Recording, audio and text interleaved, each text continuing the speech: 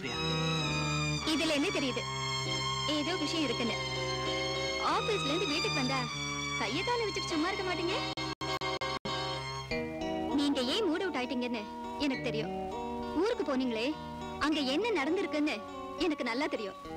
பிரியா, நம்ம பெங்களூர் பிரான்ச்ல உங்களுக்கும் மேனேஜருக்கும் ஏதாவது தகராறு நடந்திருக்கும். அதான் ஒரு மாதிரியா இருக்கீங்க. இங்க 2 பிரான்ச்சை வச்சுக்கிட்டு ஏன் இப்படி கஷ்டப்படுறீங்க? ஏதாவது ஒரு பிரான்ச்சை க்ளோஸ் பண்ணிடுங்களேன்.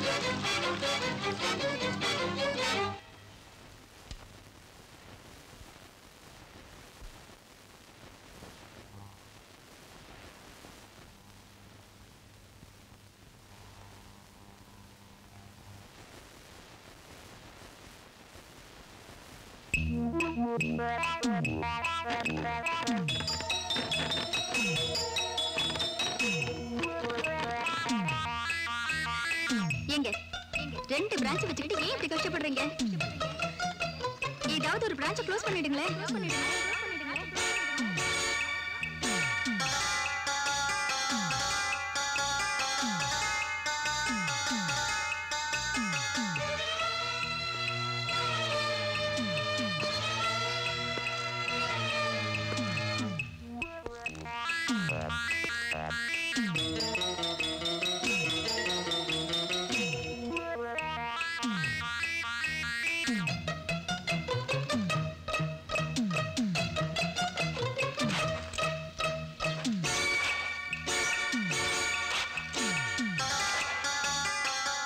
எஸ், 2 பிரான்ச்ல ஒரு பிரான்ச்சை க்ளோஸ் பண்றதா முடிவு பண்ணிட்டேன்.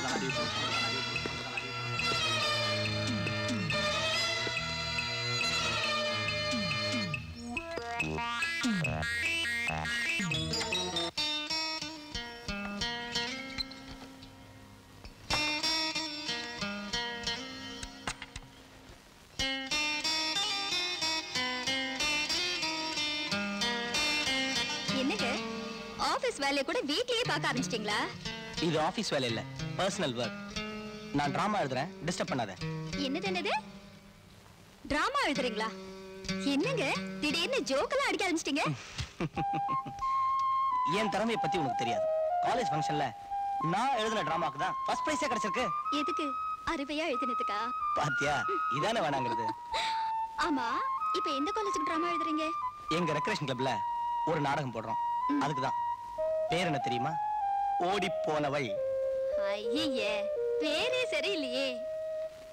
பிரியா, இந்த கதையில புருஷனை விட்டு மனைவி தன் காதலனோட ஓடி போயிடுறா. அதுக்குதான் அந்த பேரை வச்சேன். இந்த கதை நிச்சயமா பெண்களுக்கு பிடிக்காது.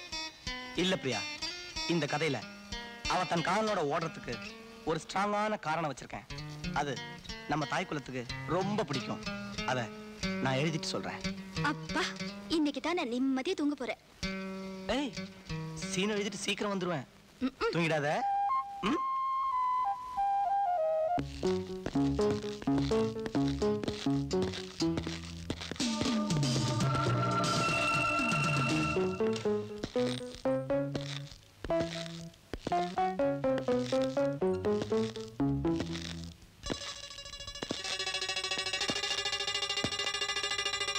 உங்க மனைவிக்கு டைரி எழுதுற பழக்கம் உண்டா?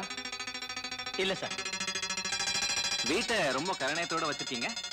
அந்த பெருமையெல்லாம் என் பிரியாவத்தான் சார் சேரும். உங்களுக்கும் பிரியாவும் கல்யாணம் ஆகி எத்தனை நாள் ஆகுது?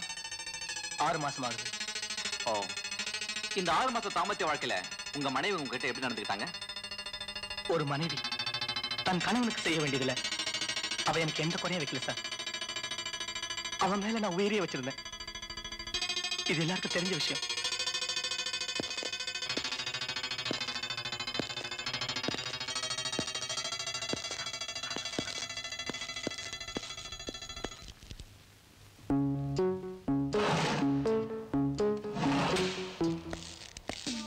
மிஸ்டர் பிரபு, உங்க மனைவி காணாம போய் இவ்வளவு நாள் ஆகுது. கம்ப்ளைண்ட் கொடுத்ததை தவிர நீங்க தேட முயற்சி செய்யலையா? என்ன தேட வேண்டாம்னு அவளே லெட்டர் எழுதி வச்சுட்டு போனதுக்கு அப்புறம் அவளை தேடி என்ன சார் பண்றது? அப்போ உங்க மனைவி தேட வேண்டாம்னு எழுதின லெட்டரை போலீஸ் கிட்ட ஏன் கொடுத்தீங்க?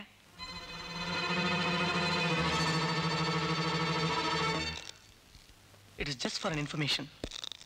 நான் முறைப்படி என்ன செய்யணுமோ அதை தான் செஞ்சேன். என் பிரியா இல்லாத வாழ்க்கையை என்னால நினைச்சு கூட பார்க்க முடியல. கல்யாணம் ஆனதுல இருந்து உங்க மனைவி கிட்ட நீங்க பழகின முறையில அவங்க மேல எதுவும் சந்தேகம் வரலையா? சந்தேகப்படும்படி அவன் நடந்துக்கல சார். திட்டம் போட்டு என்னை ஏமாத்தி இருக்கா. அவ விரும்பினவன் யாருன்னு தெரிஞ்சிருந்தா நானே அவனோட சேர்த்து வச்சிருப்பேன். அவ கொலை செய்யப்பட்டாங்கிறத இப்ப கூட என்னால நம்ப முடியல சார். என் பிரியா இல்லாத வாழ்க்கைய என்னால நினைச்சு கூட பார்க்க முடியல சார்.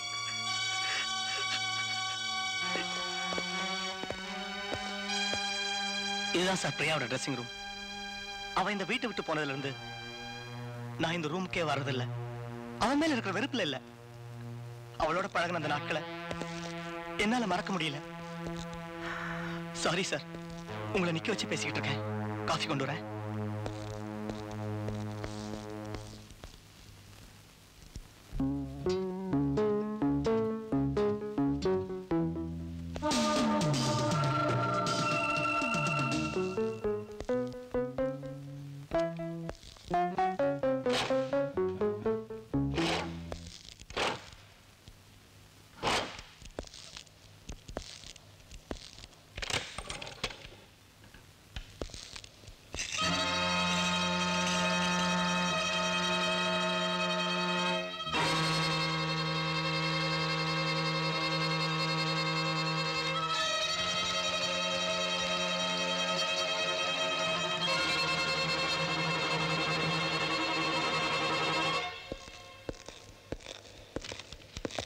முரளி எழுதின லெட்டர் உங்க மனைவிக்கு. Letter sir? அவங்களுக்குள்ள லெட்டர் கரஸ்பாண்டன்ட் இருக்கும்னு நான் கொஞ்சம் கூட எதிர்பார்க்கல.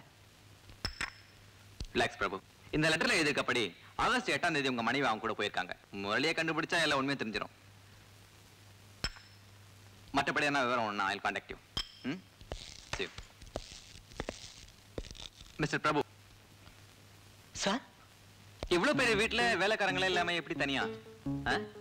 சார், எங்க சந்தோஷத்துக்கு கிடைச்சல யாரும் இருக்க கூடாதுங்கிறதுக்காக நாங்க வேலைக்காரங்களே வச்சுக்கல. இல்ல see you again. Thank you, sir. Sir, தங்கப்ப லிஸ்ட வச்சு என்கொயரி பண்ணதுல கொலை செய்யப்பட்ட பெண் பிரியாங்கிறது தெரிஞ்சது. அவ வீட்டை சோதனை போட்டதுல அவ காதல் எழுதின ஒரு லெட்டர் கிடைச்சது. ஆகஸ்ட் 8ஆம் தேதி வீட்டை விட்டு போயிருக்காங்க. பிரபு வந்தப்போ வீடு பூட்டி இருந்திருக்கு. அக்கம் பக்கத்துல விசாரிச்சிருக்காரு. பிரியா யார் கூட வெளியில போயிருக்கதா சொல்லியிருக்காங்க. அதனால தங்கிட்ட இருந்த வேற சாவினால திறந்து வீட்டுக்குள்ள போயிருக்காரு. அவர் மனைவி தன் காதலனோட வீட்டை விட்டு வெளில போற விஷயத்தை கடிதத்துல எழுதினதை பார்த்து சட்டப்படி அந்த கடிதத்தை போலீஸ்ல கொடுத்து கம்ப்ளைண்ட்டும் கொடுத்திருக்காரு. ஆகஸ்ட் 8ஆம் தேதி வீட்டை விட்டு போன பிரியா எப்படி போனா, யாரோட போனாங்கிறத விசாரிச்சு பாருங்க. Okay sir.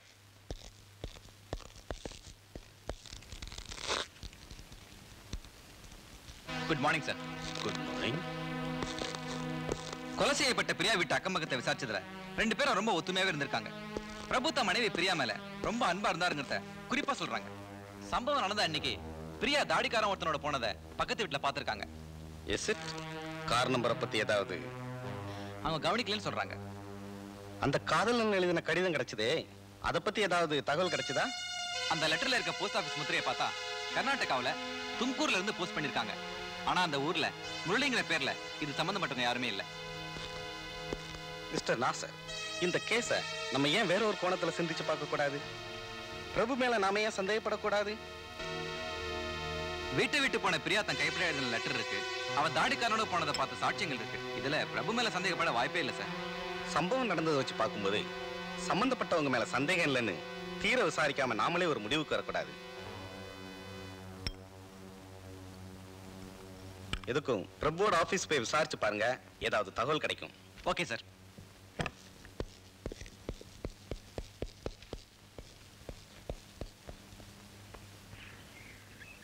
உங்க முதலாளி மிஸ்டர் பிரபுவை பத்தி நீங்க என்ன நினைக்கிறீங்க? ரொம்ப நல்லவர் சார். அவர் மாதிரி ஒரு முதலாளி கிட்ட ஒர்க் பண்றதுக்கு நாங்கள் எல்லாம் ரொம்ப கொடுத்து வச்சிருக்கோம் சார். அவருக்கும் அவர் மனைவி பிரியாவுக்கும் உள்ள அண்டர்ஸ்டாண்டிங் எப்படி? அவர் வைஃப் மேல உயிரையே வச்சிருந்தாரு சார். ஆபீஸுக்கு வந்தது முதல் வேலையா வீட்டுக்கு போன் பண்ணி பேசிட்டு தான் சார் மறு வேலையே பாப்பாரு. இந்த காலத்துல வீட்டை விட்டு வெளியே வந்தா பொண்டாட்டிய மறந்துட்டு தான் சார் மறு வேலையே பாக்குறாங்க. ஆனா அவர் வைஃப் பிரியா அவருக்கு செய்த துரோகத்தை நினைச்சாதான். ஆமா, அவர் ஒய்ஃப் இருந்தா அந்த சொத்தெல்லாம் அவருக்கு தானே சேரும். ஆமா சார், சொத்தை விட மனைவி பிரியா மேலதான் உயிரையே வச்சிருந்தார். அதை எப்படி அவ்வளவு உறுதியா சொல்றீங்க? ஆபீஸ் செக்கில் எல்லாம் பிரியம்மா தான் கையெழுத்து போடுவாங்க. அப்படி பல தடவை போடும்போது இனிமே எல்லா பொறுப்புகளையும் நீங்களே எடுத்துக்குங்கன்னு அந்த அம்மா சொன்னாங்க. ஆனா எங்க முதலாளி தான் முடியாதுன்னு சொல்லிட்டாரு. Okay, welcome sir. தேவைப்பட்ட வந்து பாக்குறேன்.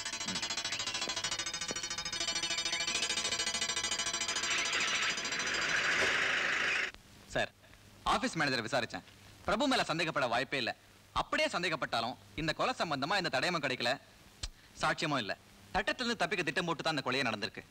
தடயமும் இல்லாம சாட்சியம் இல்லாம குற்றவாளின்னு தெரிஞ்சோம் நம்ம டிபார்ட்மெண்ட்ல பல பேரை கைது செய்ய முடியாத சூழ்நிலை. ஓகே மிஸ்டர் நாசர், இப்போதைக்கு இந்த கேஸை பெண்டிங்ல வைங்க.